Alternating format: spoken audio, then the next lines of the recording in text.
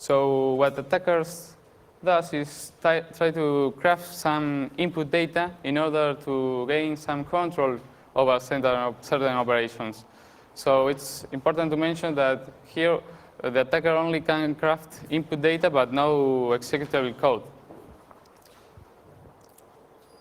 So this is our examples of scenarios where a web application may be attacked. For example, the attacker can crave some data in order to execute a SQL query and steal some information. He also could make the operating system execute arbitrary commands or exploit an XSS vulnerability in order to steal some user identity from a website. So how do we face this problem? A way to face it is using Tain't analysis or Tain't mode. So this is the security policy for Tain't mode.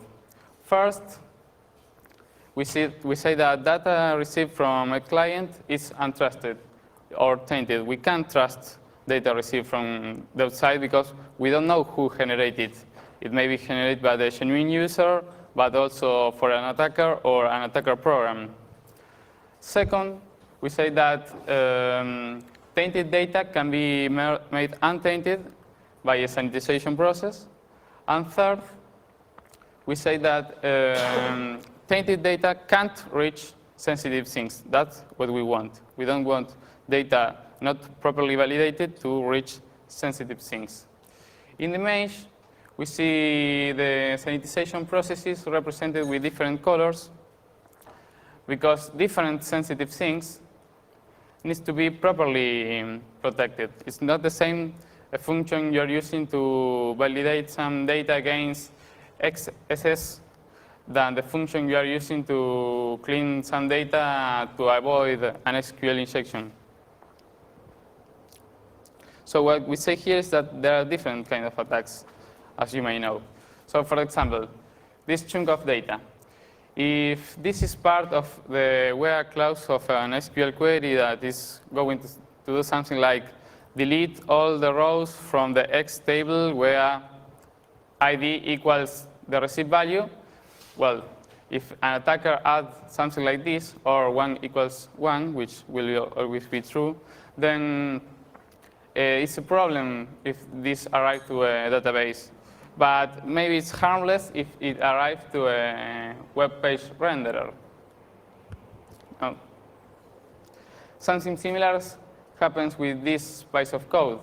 If an attacker introduces it in a web page, and then when it's rendered, hello message pop up, well, he realized that there is an XSS vulnerability present in that page. But if this string arrives to the operating system, for example, for a login process, well, it's harmless. So we say that we want to implement Tain't analysis. There are different ways to implement Tain't analysis, static ones and dynamic ones. Dynamic analysis are usually called monitors and have some advantages and disadvantages. The first and main advantage is that it gets less false alarms than static analysis. But it has some drawbacks. For example, the overhead, because it needs to be run with the program we are analyzing. And they usually require modifying the interpreter, which is a big task in its own. So what we do is implement a library for Python. And with this, we avoid modifying the interpreter, because the library is writing in pure Python. So there are similar works. For example, the closest one, which is reference 18 of our paper, it's actually quite different from ours. First, they modify the interpreter, what we don't. They work only with the strings, and we keep track of taints for different data types. They also use a binary taint attribute that is a value is tainted or not tainted. And we use a different approach. We have different tags for different kind of attacks. So a value can have, for example, 2 tags, XSS and SQL injection. That is, the tag, the value wasn't clean for that vulnerabilities yet, so we have that Tain't. And the other big difference is that they don't require the program to be examined to be modified. We do require this, but in a very likely way. I'll show you then the modifications we need to do to the program to analyze it. So in order to implement Tain't analysis, there are several tasks that need to be done. The first one is to mark untrusted inputs, sanitization functions, and sensitive things in order to let the monitor know how to track the information. The second one is to untaint data when it's cleaned. Then we need to detect when tainted data arrives to a sensitive things. And the hardest one is to propagate taint information in the program flow. Let me show you an example of what I mean with taint propagation. Suppose A is tainted because we receive it from the outside, and B is clean because it was generated inside the program. Then when we do A concatenate with B, we want the result to be tainted as well. We also want it, if we make A 8 times, get a slice of A, use A for string formatting, or apply to A any of its methods.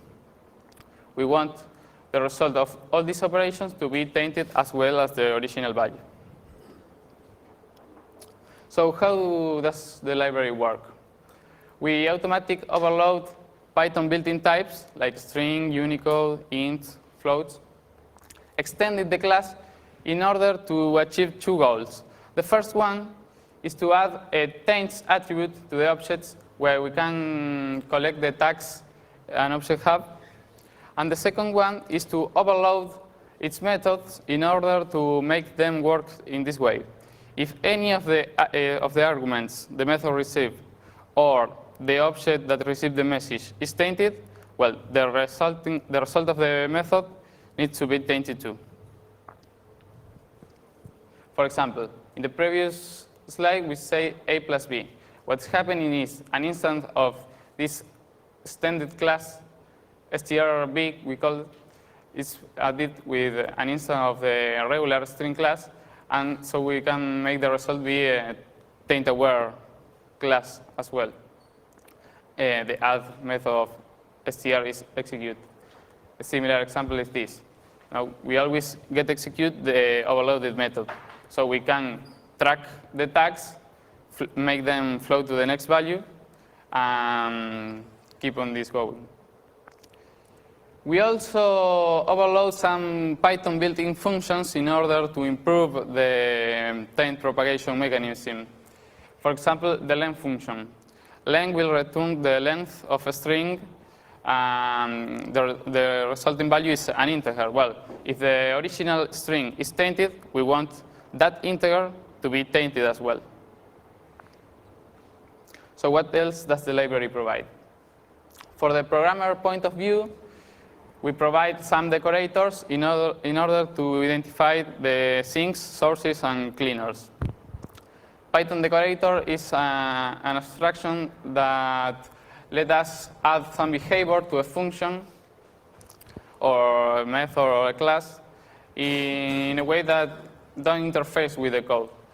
We can apply them using a function call, or if we have access to the definition of the function we want to decorate, using Python syntactic sugar for this.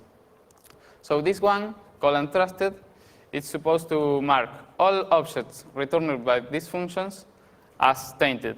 And it will mark them as tainted with all the tags, because we don't know which attack it's hiding behind. So for default, we mark them with all the tags. Then we'll be cleaning it in the program. The second kind of decorator is ssync. We use it to mark sensitive things. For example, db.select is a sensitive thing because it executes some command to the database. You may notice that this decorator needs to be more precise. We have to say which vulnerability the the sink is sensitive to. For example, operating system injection here and SQL injection here. The third kind of decorator are the cleaners. Here we also need to specify which attack the cleaner is able to clean. And again, we can use both ways, the function call or the Python syntactic sugar. So with all this in mind, I'm going to show you a little demonstration.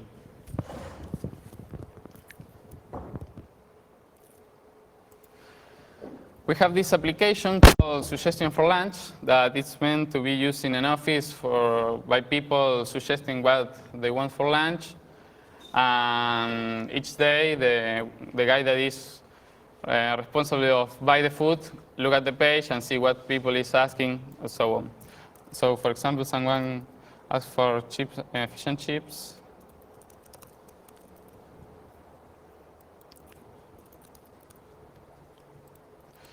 And add it to the list. The problem with this application is that it uses a text file as a data store, and it uses operating system facilities in order to add lines to the file. Let me show you in the code. So this is a sensitive thing because an attacker could inject some operating system commands on it. Let me show you. For example, someone could do something like :ls and list all the files in the root directory of the application. Maybe found some interesting file and look at its content, find something interesting, or even more, he could have access to system-sensitive information and have access to the list of all the users in the system. So how can the library help the programmer to improve his code? Well, I'll uncomment these lines, and these are the only lines the programmer needs to add. So we import the library, mark web.input as an untrusted source, and OS.system as a sink.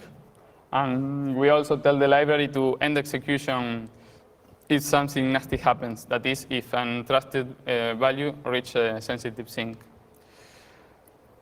So now, if you use it and try to submit any data, we see that nothing happens. Nothing was added. That is because the library detects that these untrusted data are read to sensitive things and cut the execution. We also have in the standard output of this application a warning message to the programmer saying that there was a violation in certain line of that file. It says which is the tainted value that detects. And it also says in which line the value was used. So the programmer, seeing this and using the tool in development time, will know that there is a vulnerability in its code and try to fix it. A way he can fix it is, for example, using a cleaner function. So, for example, he can use this function I have already defined it, and we mark it as cleaner for operating system injection. Note that this tag is the same that the sink is sensitive to. So, if we clean the input with this function, clean.